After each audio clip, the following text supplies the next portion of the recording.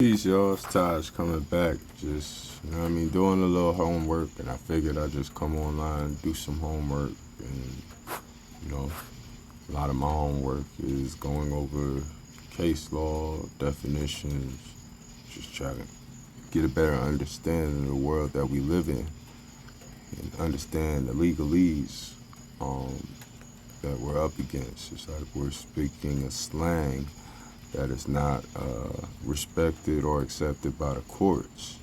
That's it. That's it, man. Let me not spend too much time on that and just go directly into it. Today, I want to talk about the 4 A's.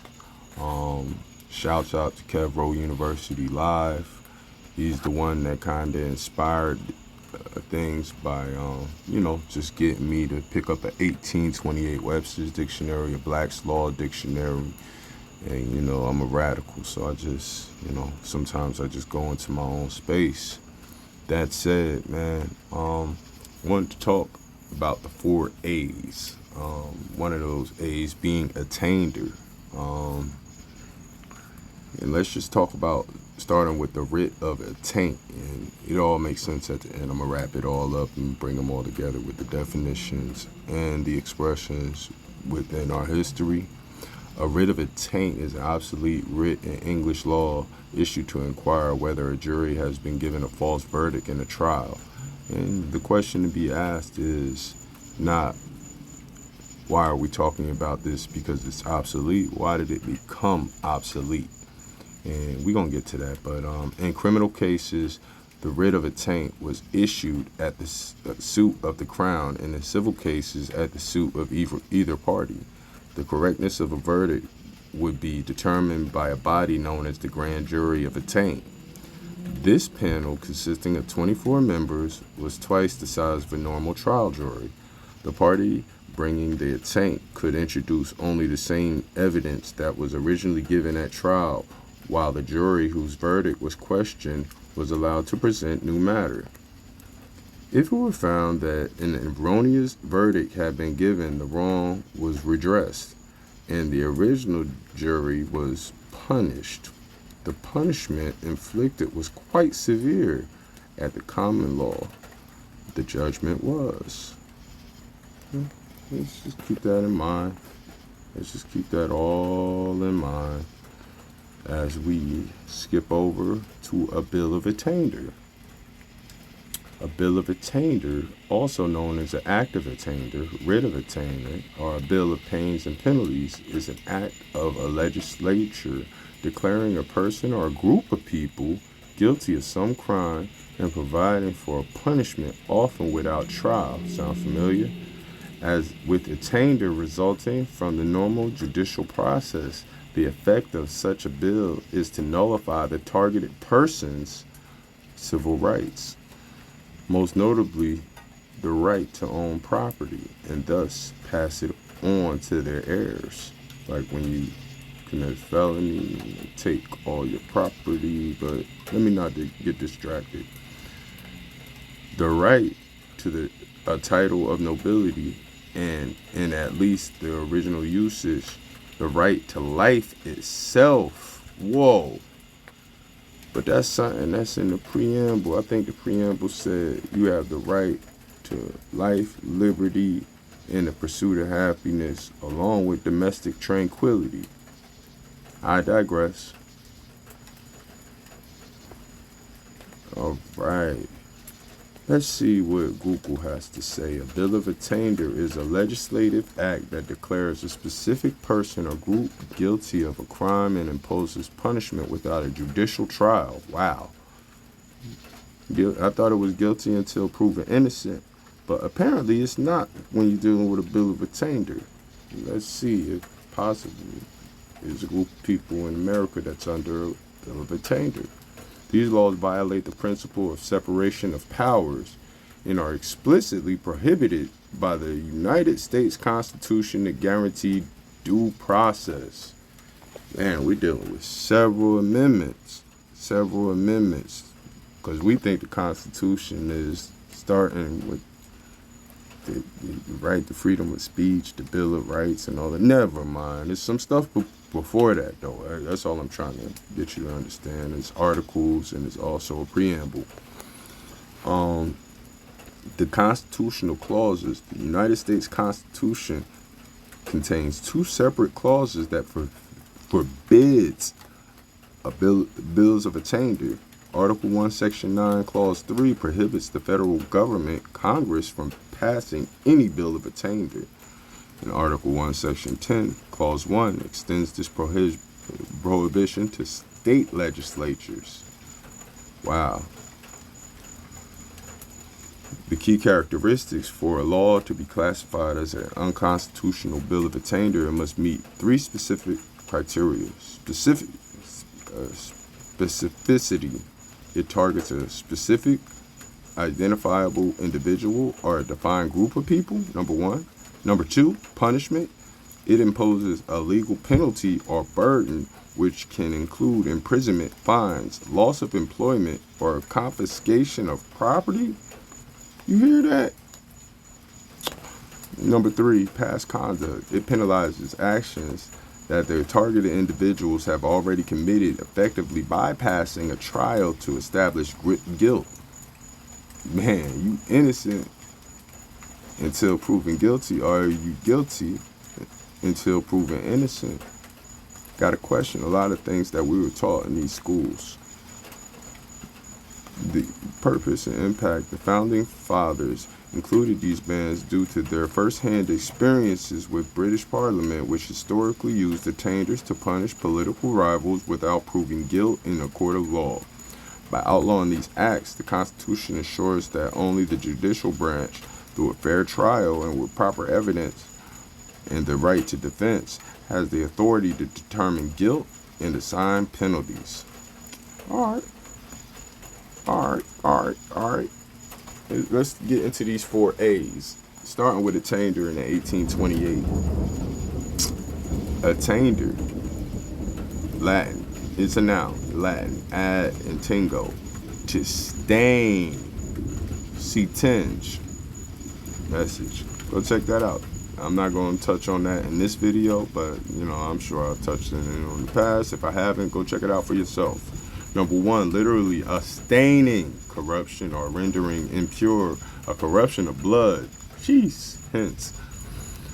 2, the judgment of death or sentence of a competent tribunal upon a person convicted of treason or felony, which judgment taints, or corrupts his blood, so that he can no longer inherit lands. The consequences of this judgment are forfeiture of lands, tenements, and hereditaments.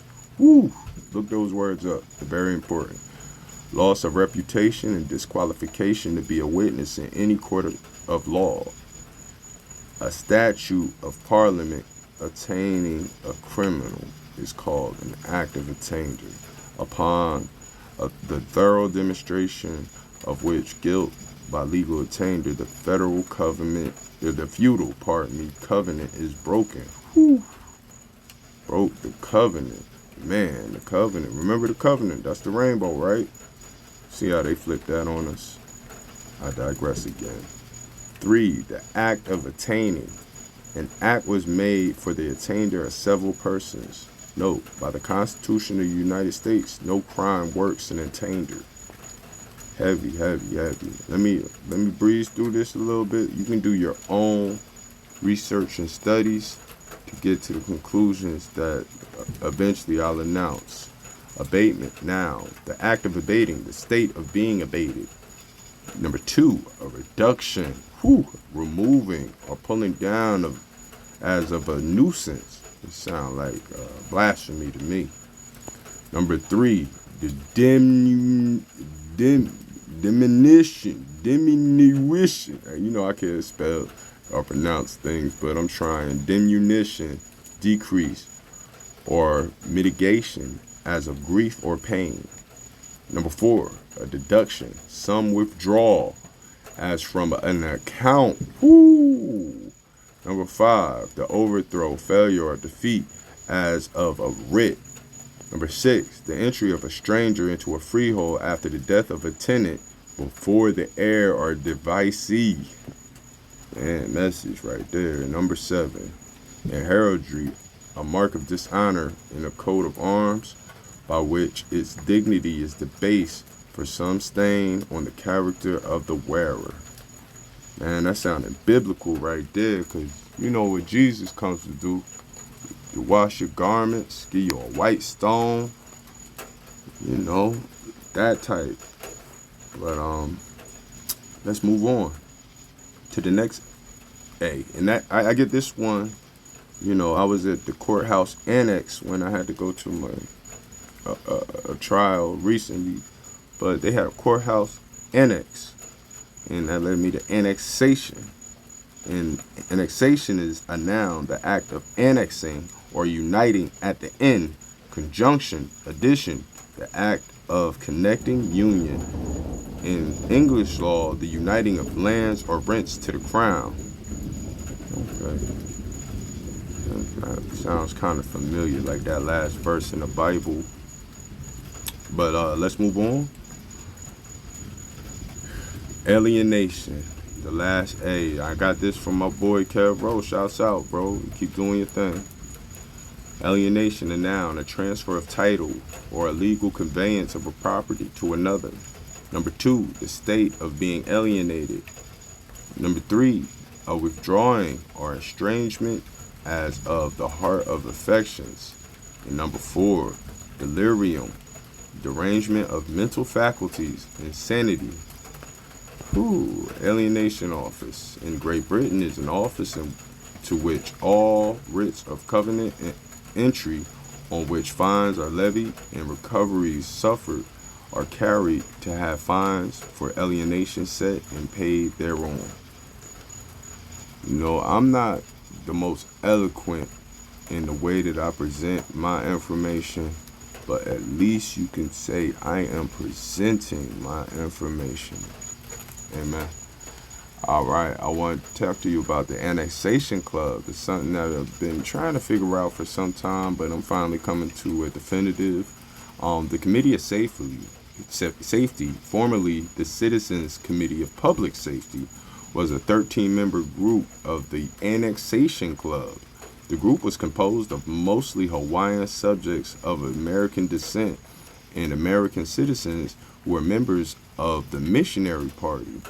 So that hits on a couple different levels, because you be having these groups here in America that be doing all this missionary work and colonizing these lands, foreign, and eventually overtaking their resources and putting the people in a bad place. But this is just talking about Hawaii and the annexation of Hawaii, which happened in the late 1800s, as well as some foreign residents in the Hawaiian Kingdom. The group planned and carried out the overthrow of the Hawaiian Kingdom on January 17, 1893. The goal of this group was to achieve annexation of Hawaii by the United States. And you see these funny looking guys. We're going to skip by that real quick. But the successor was a provisional government. You might ask what that is, but we'll get to that a little bit later on. The formation in 1887, dissolved in 1893, and it was a secret society. And you've seen that number 13 up there a little earlier. So, the Committee of 13. This is deep. But you can study that on your own. Let's skip on to what the Committee of Safety may refer to.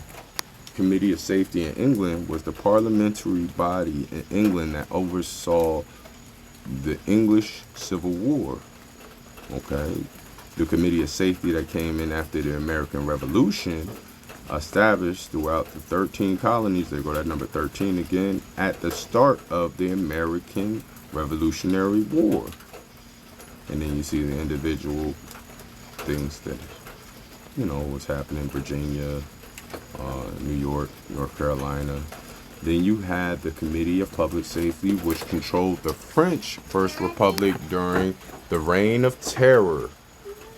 The other one is the Committee of Safety of Hawaii, the forerunner of the provisional government of Hawaii during the overthrow of the Hawaiian monarchy. Pardon me, man. That's my daughter asking for a charger. It's real time, real talk. You know, I ain't got all those skills that a lot of people got, but I'm working on it, and I will develop and evolve through time. If you stick with me, is what we doing. All right. Let's talk about secret societies and really what they are. A secret society is an organization about which activities, events, interfunctioning, membership, and sometimes also existence are concealed. The term usually excludes covert groups such as intelligence agencies or guerrilla warfare, like the CIA, the FBI. Never mind. I'm just saying, we just coming off of the 4th of July, and it's a lot of people that look like me that were celebrating it and probably shouldn't have been because you were given a false recollection of what history was. Again, go to my boy Kev Rowe University Live. He does a great job breaking down all of that. But, you know, I'm just where I'm at right now based off the information that I received. That hide their activities and membership but maintain a public presence. Secret societies may be community-based or associated with colleges and universities. These societies exist in countries around the world, like the Brethren of Purity. Gotta watch out for these cats. The Secret Society of Muslim Philosophers. You better watch out. The next thing you know, you be up under Sharia law or something. Shouts out to my Muslim brothers. I love y'all. You know, I got a lot of y'all. And, you know what I mean? My name Taj, so, you know what I mean? You may mistake me, but I don't, you know what I mean? I'm not really affiliated with nothing. But, you know, I love y'all all. My Christian brothers, my Catholic brothers, my Christian brothers, my Jewish brothers. Everybody is brothers until proven otherwise. And I wanted to talk lastly about a provisional government.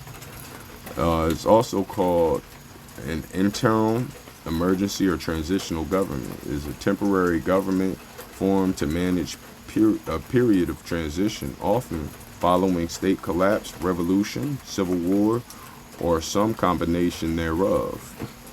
Provisional government generally come to power in connection with the sudden catastrophic and irreversible collapse of a previous political system resulting from a revolution, coup d'etat, civil war, debilitio, economic collapse, the death of a strongman ruler, or other circumstances which have resulted in state collapse. Questions of democratic transition and state building are often fundamental to the formation of policies of such governments. Provisional governments maintain power until a permanent government can be appointed by a regular political process, which is generally an election. They are usually heavily involved with the process of defining the legal and constitutional basis of their permanent successors, or at least the Constituent Assembly entrusted to draw up such an arrangement, including institutional structure, human rights regimes, macroeconomic structures, and foreign relations. Provisional governments differ from caretaker governments, which are responsible for governing within an established parliamentary system and serve temporarily after an election, vote of no confidence, or cabinet crisis until a new government can be appointed. Caretaker governments operate blah, blah, blah, blah, blah, blah, blah. But you get the gist of what I'm trying to convey. If you picking it up, great. If not, do a little bit of research. Start taking time in your free time to understand what words mean, what definitions mean. And with that said, it's Taj. It's always love. And man, I'll catch you on the next go round.